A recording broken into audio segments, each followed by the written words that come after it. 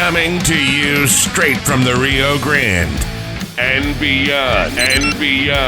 Broadcasting to the four corners of the globe. So grab your seat, your coffee, or your sundowner. Okay, everybody, here we go. On point, as always. This is Gloves Off. Gloves Off.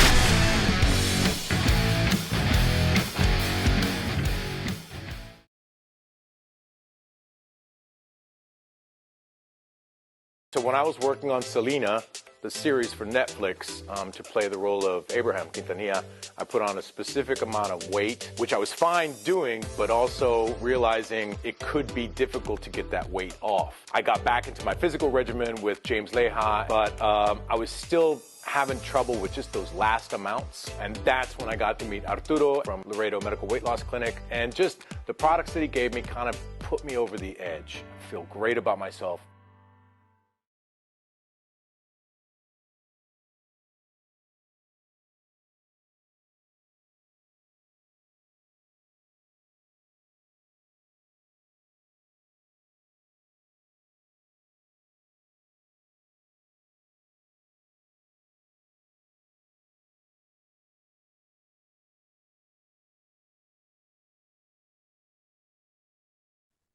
Hello, folks. We're back at you at Gloves Off, and I got a dear friend of mine, Grandmaster Peter Freedman, and we're touching base on street altercations, the dangers thereof, and multiple fighters against one, whether it's a gang, whether it's a friend, whatever you want to call it. You know, we'll just start off. How we doing, my brother? You doing good?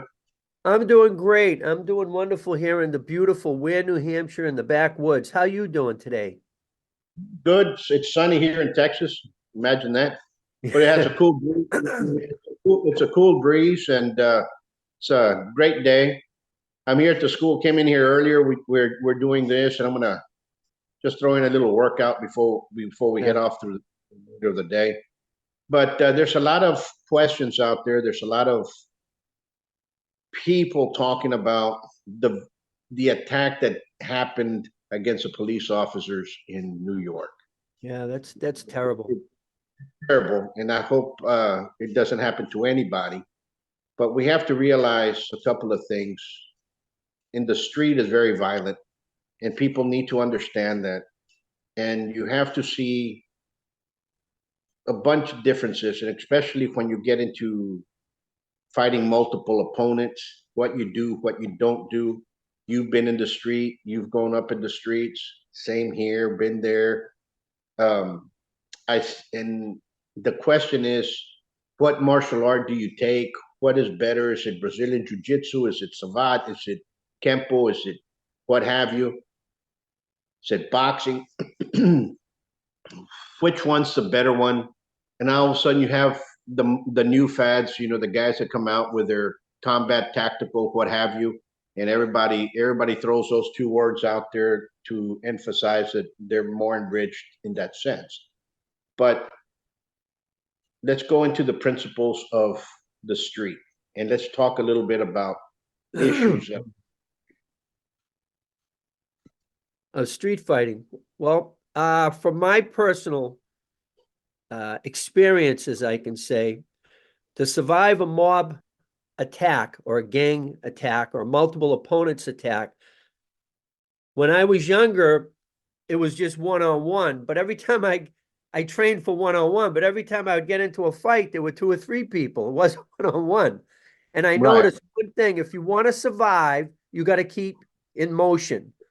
You have to keep moving. So whatever martial art you're doing, you want to learn footwork, and you want to be proficient at footwork. You want to learn body evasion skills. You don't want to go to the ground, but you should know how to ground fight. But you don't want to. Everybody, you know, when the UFC started and Brazilian Jiu-Jitsu started to become popular, they kept telling everybody all fights go to the ground. And that's if you're one-on-one, that's wonderful. But if you're fighting a group, you don't want to go to the ground. And I think if you watch the video, that police officer that took that suspect to the ground, he was trained to do that, and that's what he did. Now, that would have been great if it was just him and the suspect. but it wasn't. He had 3 of his buddies there. And like you said, they gave him the old shoe shine, which that's what's going to happen. You're going to get boots. You're going to get kicked. You're going to get stabbed. You're going to get multiple punches coming to you. So you've got to stay on your feet. You've got to keep moving. And we do the Ketsugo Jiu-Jitsu here. I've been doing it since the 1970. That's when I started in Ketsugo Jiu-Jitsu in 1970. It's now what, 2024? I'm teaching it. And I've made a lot of changes throughout the year with the Ketsugo Jiu-Jitsu we do here. And even back then in the 70s, my teachers told us never go to the ground. The only time we went to the ground is when we were playing judo. But when we did go to the ground, we learned how to do, how to take somebody down with dislocate their knee or pop their ankle out. I hit them to the groin or pop their hip out and then immediately get to your feet. So when you're fighting multiple opponents, you got to stay moving. You can't stand your ground and trade off with one guy because the other 3 or 4 guys are going to get you. You're absolutely correct. And, I came up from Laredo, and just like any other city, it's a pretty violent town. Yeah. And you have to understand, not only here, most people come up to you and you call in the street, they come up to you and they threaten you or what have you. They call it singing it to you. Yeah. And when somebody comes up to you and sings it to you, and there's 2 or more, usually the person doing the song and dance is not the one that's going to throw the punch. It's his buddy that's over here that's going to hit you on the side. So you learn real quick. Yeah. Most of my fights, you got in a fight with one person, but usually it was multiple people, 2, 3 people, 4 people even. And you had to, one thing that I learned and one thing that I was taught by those that were also coming from streetwise mentality and had been in the street, Savat, Cipota, boxing, there are arts that were meant for the street. Yeah. They've gone into the sport, but they're still street arts, Yeah. And, because they knew right away that if you went to the ground, you were going to stay in the ground. If they didn't kill you, you were going to be impaired. And unfortunately, when I saw the video and I recognized exactly what you said, the police officer took him down. He grabbed him and he took him to the ground. And he got shoe shine. Now, granted, it was a horrible video to watch. That's why I'm not playing it. I don't want to emphasize that, to show these videos over and over. But what happens is you have to understand the danger of the cultures that we're looking at. Those guys were from Venezuela. That's a Latin American country. Yeah. From the Rio Grande, which is just a couple of miles that way from me, from the Rio Grande down to Chile, if what happens from the Rio Grande down, the police departments are very corrupt. Okay. Yeah. I'm talking about America. I'm talking about Latin America. If you're in the street and the police get you, more likely you're going to get heated up in the street. Okay. So a lot of these guys in survival in those streets, they will beat up a police officer because they know those police officers will beat you up. Right. They're corrupt. Yeah. Okay, so if these guys came from Venezuela, that means they had to pass Colombia, Panama, all those other countries. How many different types of police officers did they meet that they were going to hang up? So they created their little bonding gang. They're all together. They came over here. They saw police officers doing the same thing to them. They were not going to take any chances. Yeah. So now we're looking at a cross-cultural thing. Most Americans, Peter, here respect law enforcement. About 98%, 97%, they respect them. So a police officer comes in there, even if they're violating your civil rights, even whatever they're doing, even if it's a bad cop, let's put it's a bad cop, and they're violating, most people are not going to fight back. Yeah. That's our culture. That's the way we've been taught. But these people that are coming in, and most people that come in will understand that they don't, if a police officer comes in, they're taught in the streets elsewhere that you have to take them out. This is not going to be the only event that we see like this. There's going to be more, and throughout different cities, because now you're dealing with people that have banded together from different countries here. Everybody looks at Latins and they say they're all one. No, Mexicans are not going to hang around with Puerto Ricans. Puerto Ricans are, and they go down the line. Yeah, You Dominicans, see that in Europe.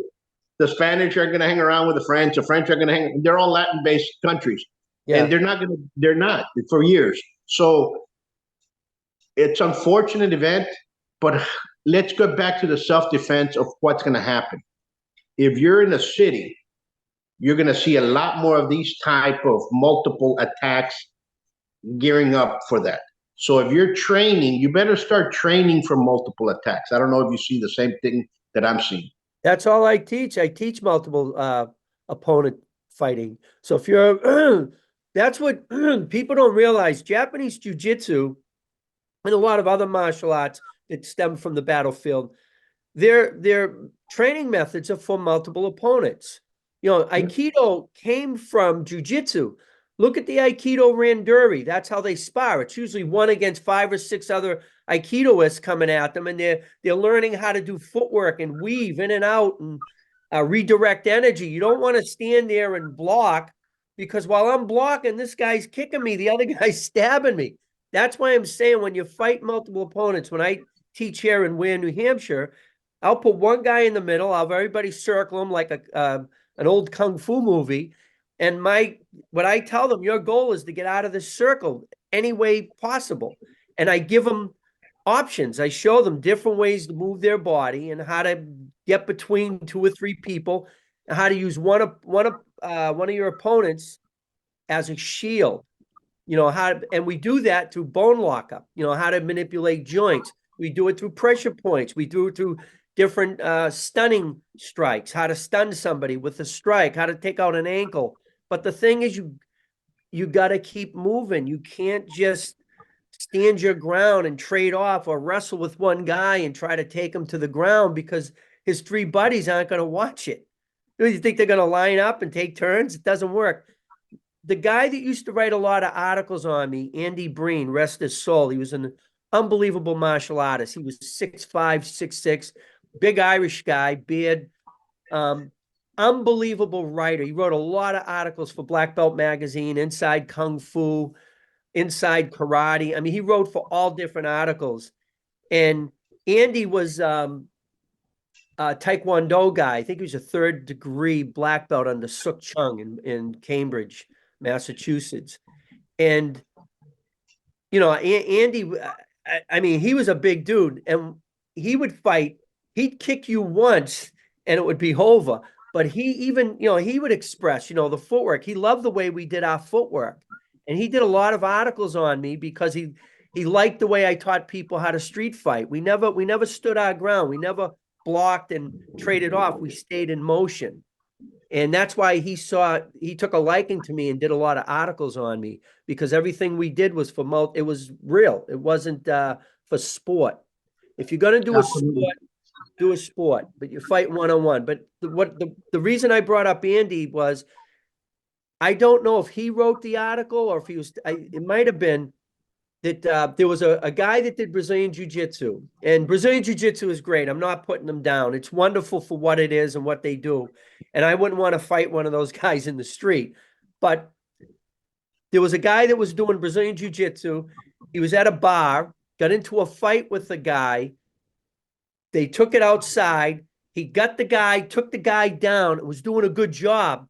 And started putting the guy, he wrapped his legs around the guy from the rear and put him in a rear naked choke. While he was doing that, that guy's friend went to his trunk, grabbed an axe handle, came back, hit him in the head, and killed the Brazilian Jiu-Jitsu guy. Killed him dead. And the guy's friend rode into black belt and was so pissed off because they were teaching everybody to go to the ground in a street fight. Their claim is, all fights end up on the ground. You don't want to end up on the ground. You don't want to go to the ground. In the ring, you can do good taking a guy to the ground, but not in the street, not on pavement, not with multiple people. And like I said, those guys are good at what they do, the Brazilian Jiu-Jitsu, the MMA guys. I wouldn't want to fight them. But if you're going to fight 3 or 4 guys And there's some MMA guys out there like Bass Rutten. I'm sure he could take on 3-4 guys, no problem. But you have to. I'm with you, and I agree with you 100%. yeah, There are arts that stem out of the street.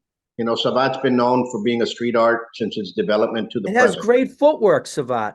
And you have to understand that in the street, you have to understand strikes. You have to understand your striking strength, plus the accuracy of your strike, plus the target of where you're going to strike. Yeah.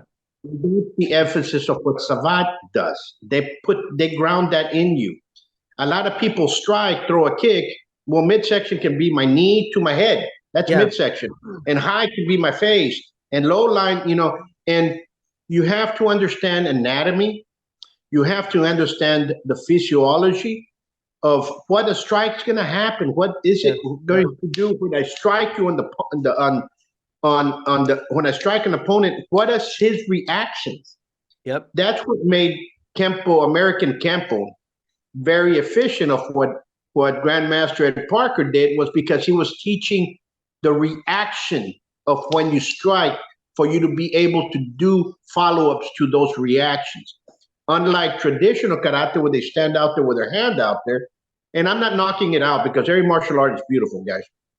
It's just what you're coming to into the American mindset. Yeah. And when I say America, I mean the Western Hemisphere. And in the last 50 years or so, I would say from World War II to the present, the mindset of North America and the mindset of Central America and South America changed dramatically on how you fight in the street. And people need to understand that the Japanese are now being Americanized by the way they fight. Okay, they're realizing what the American rough and tumble was. If you went to New York and you Boston or what have you, if you look at the enforcers for the underworld, they did boxing, and they did boxing, and they did boxing, and they did boxing. Even though karate was around, that was the art that they did. Why? Because I can hit you so many times so quickly, strength-wise, that you're gonna screw up somebody real quick. Yeah. And those are things that you need to understand. You have to understand the type of martial art that you're working for, because every martial art is going to get you out of a situation.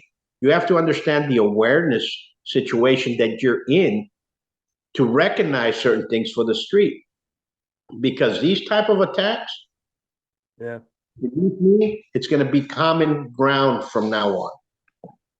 And God forbid you go out there and you get into a stance and you posture until 4, 5, 6 of these guys that don't care what you're doing, because they don't care about it anyway, And so now we're walking into a different level of understanding the street. We had our differences, we had our problems. And the almighty guy here in the US is going to say, well, I got my gun. No, the police had their gun too, and they went to the ground. Yep. But you know what I'm saying? Yeah, no, I hate to do this.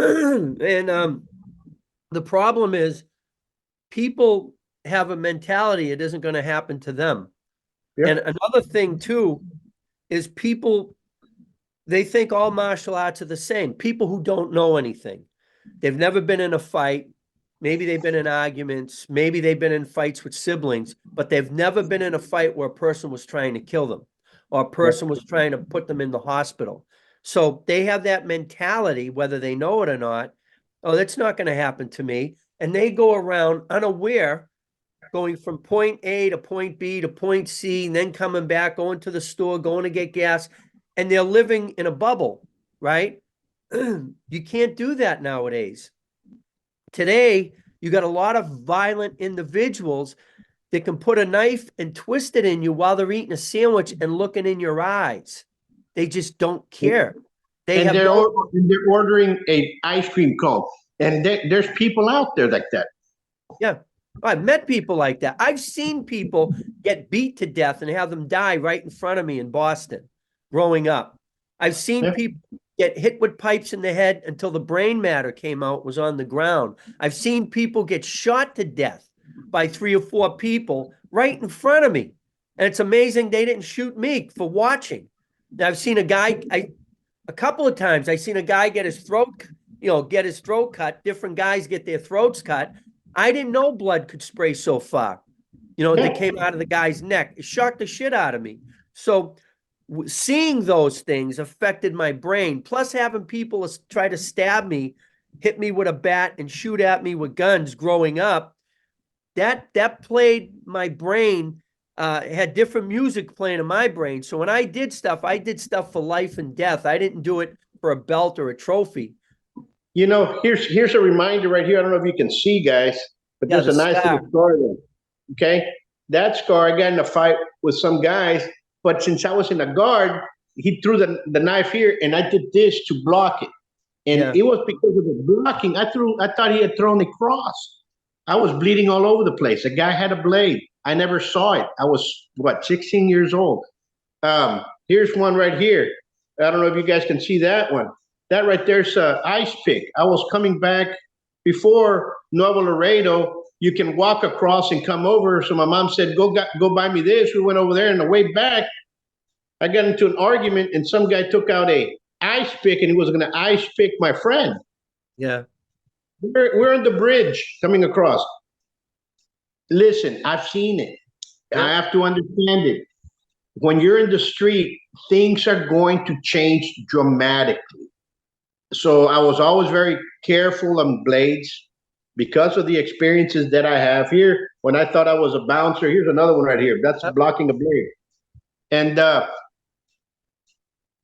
people need to understand that some martial art instructors have never fought in the street. Yeah. Some martial art instructors never had a schoolyard tussle. Yeah. Their systems protected them. And they're out there teaching others with big fancy words. And I have this degree and I have that degree. And a lot of these martial art instructors are sending their students out there to get slaughtered. Yeah. Unfortunately, I don't have that in my conscience, nor you. But what happens, that is a norm. You as a person looking for this that's going out and looking for self-defense, question your instructors. Have you ever used it? Has this ever happened to you? What happens is, can I take a free class? Look at the way the people are moving. And that's my vent towards martial arts there. But what the instances is for the ones that are training. Start paying attention to what's going out in the street. That video just showed what's going to happen from now on. The fight is going to be multiple accounts. And those were police officers. Imagine what they're going to do to civilians that aren't police officers.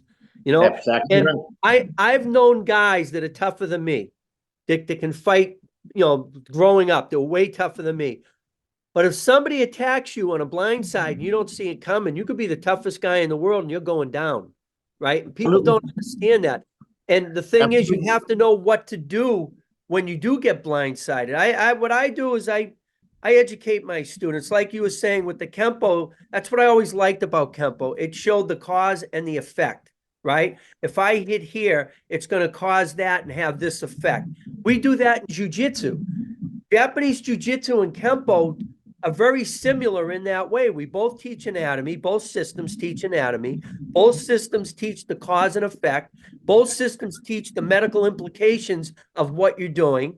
We don't just hit anywhere. We go for certain areas of the anatomy to cause certain responses to set me up for the next move I'm going to do. It's like playing chess, right?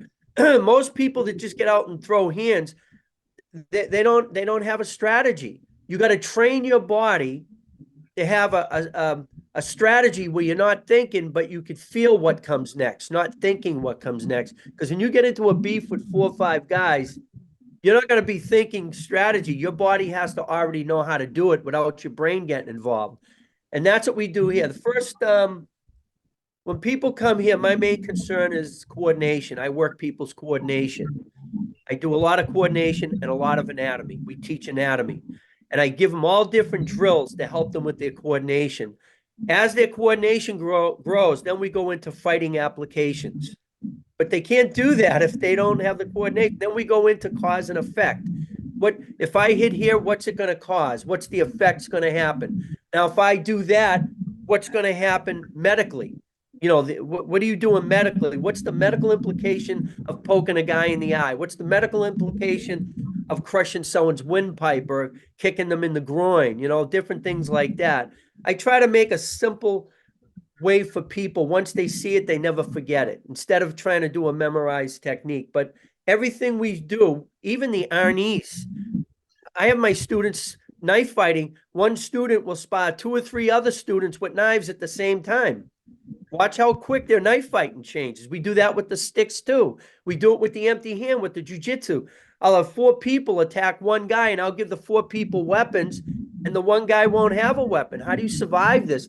I mean, it's better to get your ass kicked in a dojo and learn a martial science than to wait and try to pull it off in the street and you don't have that kind of skill sets. So I Absolutely. I don't Absolutely. know what else.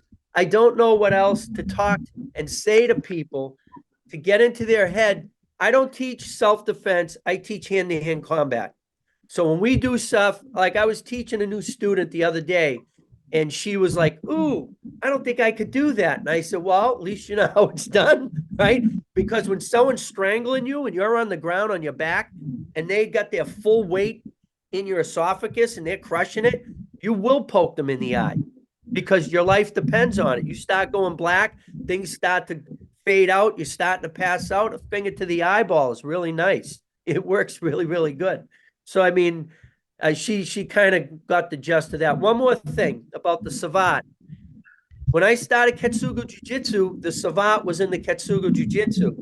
And the first time I experienced it, my instructor tied my hands behind my back, right, in my belt, and he had 2 guys with boxing gloves beat the shit out of me. And he said, "Just use your feet." I said, "What the hell?"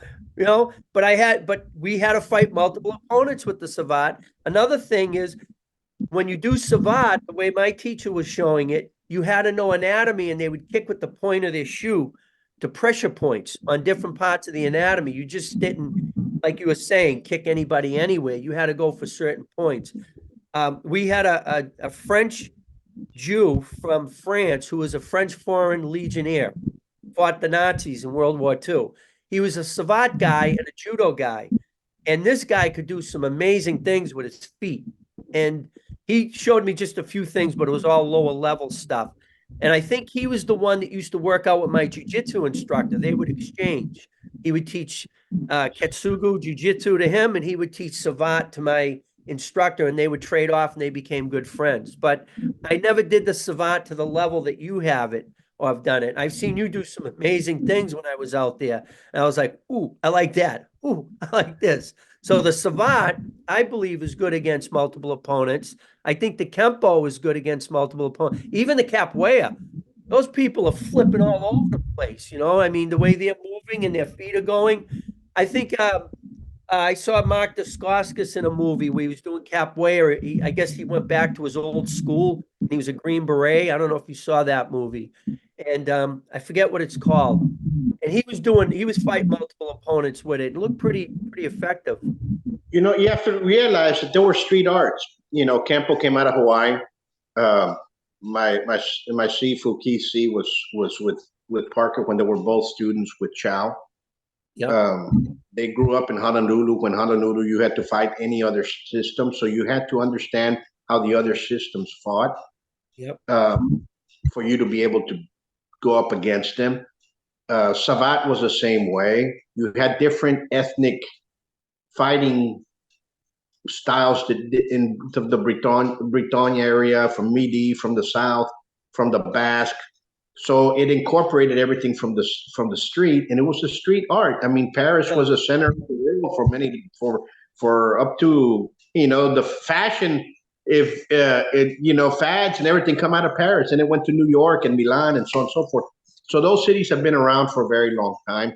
It was a street art. Capoeira was developed in the street for the street art. It was a sailorman's art, ruffian art. So those are arts that have that streetwise mentality behind them. there's a lot of battlefield arts out there that existed for the battlefield, but it's great and it's positive and they're beautiful because that they commence that martial science, but it kind of does this, and then you have the street art mentality, then you have the ring, and Yeah. that street mentality. Boxers were that way in New York. Like I keep referring to that, all the enforcers of the mob bosses, they all boxed, every single one of them. There's not one that didn't. Chin Chigante, which was the mob boss of the Lucchese, the Genovese family. He was a boxer. You know what I'm saying? He was a very good boxer. And people do not understand that these guys were street guys that were tough. They could fight. Yeah. And what did they use? Boxing. Karate was around. Jiu-jitsu was around.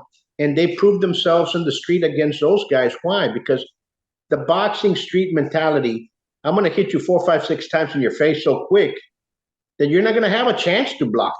Well, a lot of them too had brass knuckles. They were boxers and they wore brass knuckles. Some of them, but yeah. Or it felt like brass knuckles when they were hitting you. But I keep telling people, get a roll of dimes, put a roll of dimes. Yep. Walk with them. If the police stop right now, brass knuckles in the state of Texas is legal, but get a roll of dimes, put it in your hand, pop somebody anywhere, they're gonna go down.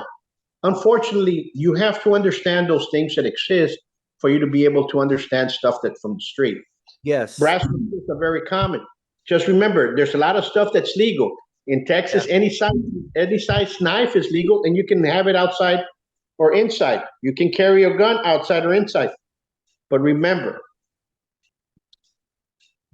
what are we talking about? Multiple attackers, and what happened to those individuals in New York City. Police officers more than likely had a blade somewhere, but they all had guns, and they all had trade tasers, and they went up and they did exactly what they were taught to do: take somebody to the ground. But you're dealing with a different mentality now that's here, and it's that mentality that they don't care about what's going to happen. Have you heard about the 2 Marines that got their asses handed to them in Florida by 9 teenagers? No. 9 teenagers beat the crap out of 2 Marines, which is like, what the hell's happening to our Marines? Usually one Marine go into a bar and clear out the whole bar by himself. But these 2 Marines got their asses handed to them by, I think it was 9 teenagers. And I think these were teenagers from other countries. And they got into a fight. I don't know the whole thing, but it was in the news. And I couldn't believe it when I heard it. I said, what? 2 Marines? Marines are badasses. But I guess these guys were the new version of the Marines. They're not like the old. I don't want to get in trouble for talking about the Marines because I love the Marines. A lot of my family members are Marines, and I'm for them. But what are they teaching the Marines today? Marines were deadly badasses back in the day. What are they learning for hand-to-hand? Ask any Marine, and I bet you it's sport jiu-jitsu. I bet any amount of money it's sports jiu-jitsu. You might be right, and I don't want to knock sport jiu-jitsu because it has its life and it has what it is, and people out there that are doing it, keep on doing it. We're proud of you for doing it. Let's bring this out. Hope you guys make a lot of money. But we're talking about the issues in the street. Street fighting is a lot different than sport, and we have to understand that basis. And if you're going to be teaching people what reality is, the reality was, they just showed it to us in New York City. Yeah. That's it. You're going to That's what's coming. That's what's coming. From now on, you're going to start seeing a lot more multiple attacks, multiple people attacked. What did they say? They reported there's 22 million people in this country that are illegal. 22 million, right? That's what they're saying. And they also said maybe 2 million of those are foreign troops from other countries. Foreign troops that came in like a regular, I want to be in America, but really they're here. They're being paid to come here, and they're troops. And they didn't want to come by. Imagine UN troops coming over the border in UN uniforms. It'd be a war. So what do? You let them in without their uniforms and then give them uniforms and weapons after they're here. This is what I'm getting. But you got a lot of bad people here that are going to be jumping people in gangs and groups, and you got to prepare. You got to prepare now. It's like a Trojan horse kind of thing. I'm not a conspiracy theorist, but I'm seeing what you're seeing, and it's gonna get out of hand. Unfortunately, folks, be out there. We're the number one country in the world, and we love our red, white, and blue. And we all have to stick together. And for you all, this is a wake up call because of what happened. Pay attention to what's happening now. You're going to start seeing this pattern. And if I'm wrong, I hope I'm wrong, but I know the way these things go, and it looks like it's going to be the next couple of stuff that you start seeing. It's going to be this type, multiple attackers on one person. And did you notice a lot of these criminals, these illegal criminals that are here? They don't go to the states to where people have the right to defend themselves, and law enforcement backs the law-abiding citizens. They stay away from those states. Did you notice that? Because that was another report that came out, that they're staying out of those states because people have a right to defend themselves. They're armed, and the law enforcement will back the civilians up against that.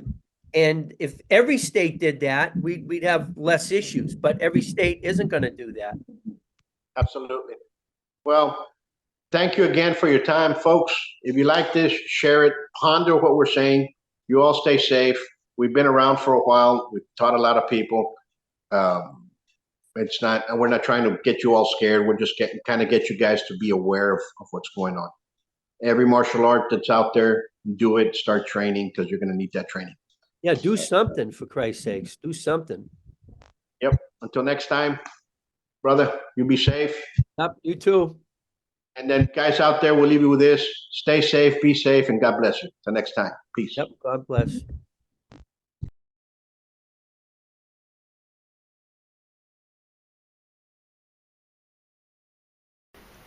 One of the reasons I joined Putron Academy here and enrolled my son is the legitimacy of the school. No tenemos palabras maravillosas, sinceramente no tenemos ninguna palabra negativa, estamos totalmente agradecidos. Lo único que yo podría decir como madre es que se animen completamente a venir a traer a sus hijos aquí a la academia. Totalmente, es una experiencia muy bonita. Overall, the academy is I've had a great experience with it. And I would encourage anyone who would want to become a better version of themselves to join.